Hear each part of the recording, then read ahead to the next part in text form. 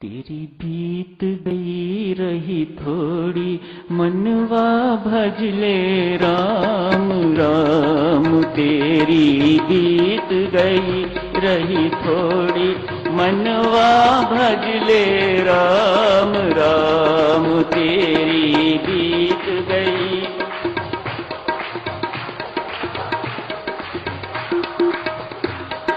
तेरी बीत गई रही थोड़ी मनवा भजले राम राम। तेरी बीत गई रही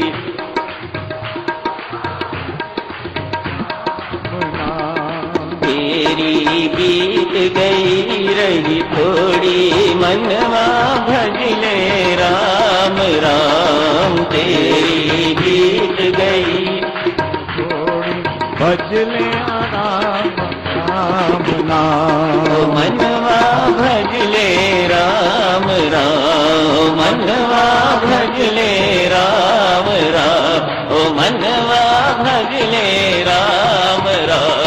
ओ मनवा भजले राम राम। ओ मनवा भजले राम राम। ओ मनवा भजले राम राम। ओ मनवा भजले राम राम। ओ मनवा भजले राम राम। ओ मनवा भजले राम राम। ओ मनवा भजले राम राम। ओ मनवा भजले राम राम। ओ मनवा भजले राम राम। ओ मनवा भजले राम राम। ओ मनवा भजले राम राम। तेरी बीत गई रही थोड़ी मनवा भजले राम राम। कोटि से प्रणाम है मेरी माता सज्जनों, आप सबके श्री चरणों में मेरी असंख्य बार चरण वंदना स्वीकार कीजिएगा।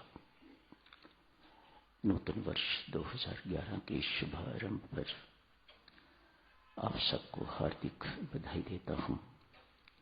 अति शुभकामनाएं, मंगल कामनाएं, लख लख बार बधाई आप सबको।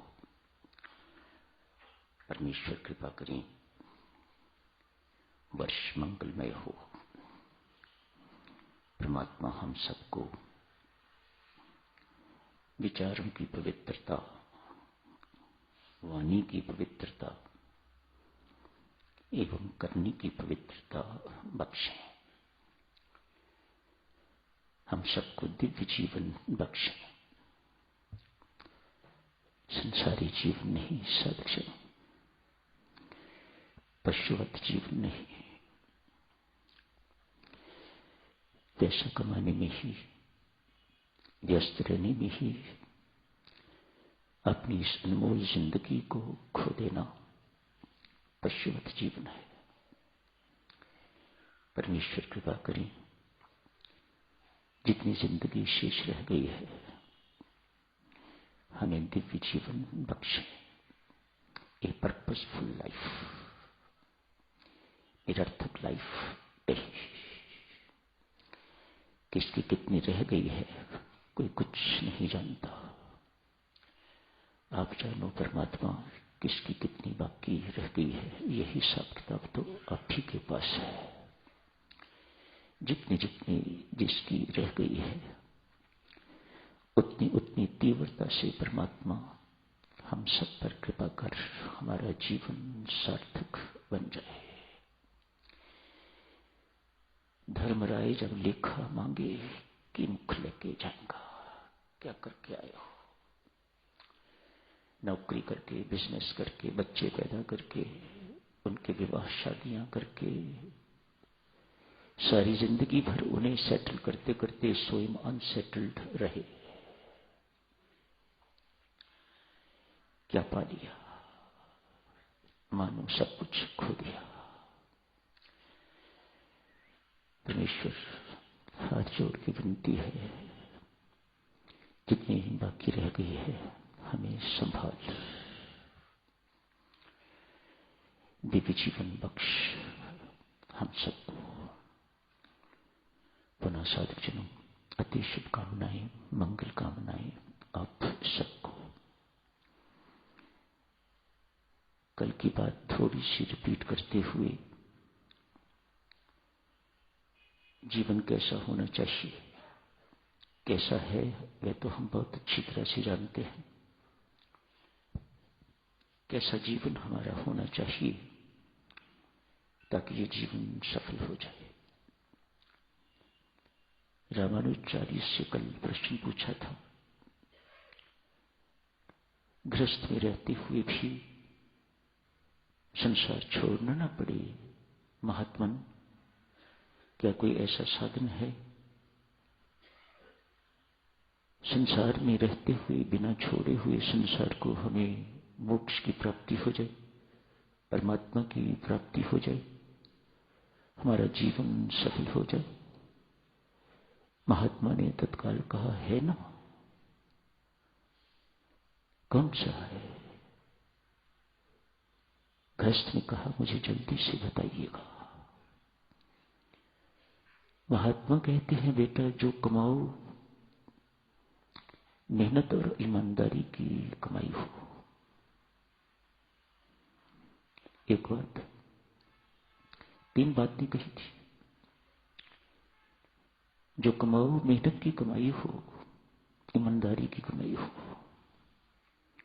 जो खर्च करो वे दूसरों की भलाई के लिए खर्च करो। दूसरी बात, अपना परिवार भी दूसरों में ही आता है। अपना तो सिर्फ बेटा परमात्मा है और परमात्मा के सिवा अपना और कोई नहीं है। परख के देख लो, आज समझ आ जाए, बहुत अच्छी बात है।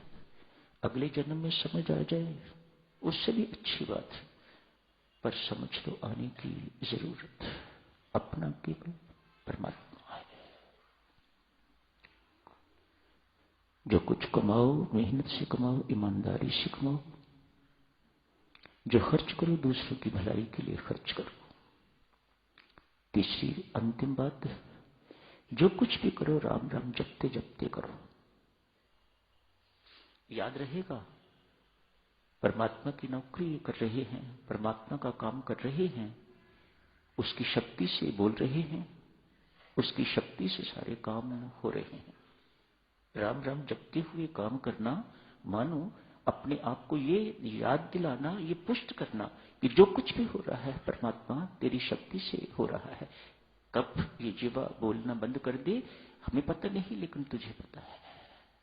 कब हाथ से कड़छी हिलनी बंद हो जाए, जहां गए हैं वहां से लौटना है कि नहीं लौटना ये आप जानते हो, हम नहीं जानते।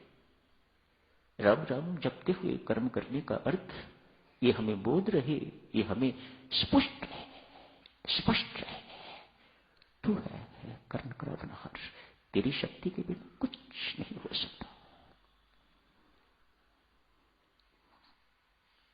गृहस्थ ने पूछा, महाराज क्या इतने कठिन मार्ग पर कोई चलने वाला है? तीनों बातें बहुत कठिन। कहा इस कठिन मार्ग पर कोई चलना वाला है, कोई चलता है? हां, वह चलेगा जो नरक की यातनाओं से बचना चाहेगा। वह चलेगा जो यम की यातनाओं से बचना चाहेगा। वह चलेगा जो परमात्मा की प्राप्ति चाहता है। वह चलेगा जो परमानंद चाहता है, जिंदगी में परम शांति चाहता है। कुड़कुड़ के अशांत जिंदगी तो हम सबकी व्यतीत हो रही है।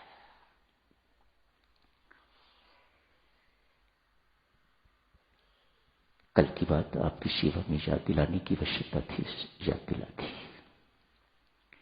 करिएगा साधु चलो। त्याग की चर्चा जो चलती रही, आज उसे और आगे जारी रखते हैं। भारतीय संस्कृति इसलिए पूज्य नहीं कि किसने कितना संचय किया, इकट्ठा किया।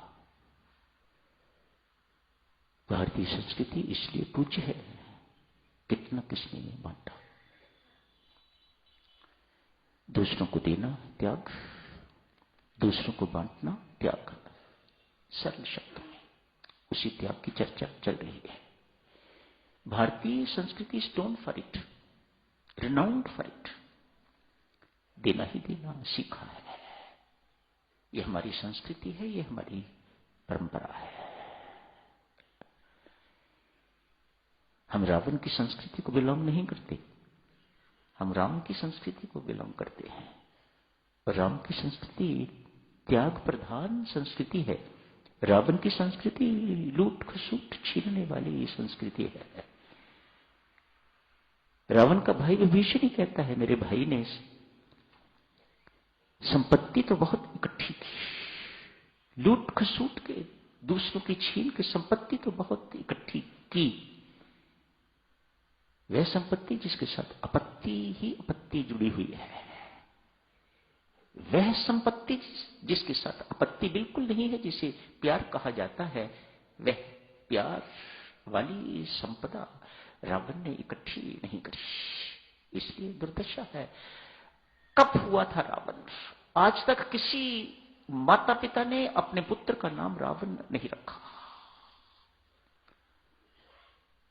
हर कोई अपने पुत्र का नाम राम रखना चाहता है, हर कोई अपने घर का नाम राम के साथ जोड़ना चाहता है। ये हमारी संस्कृति है।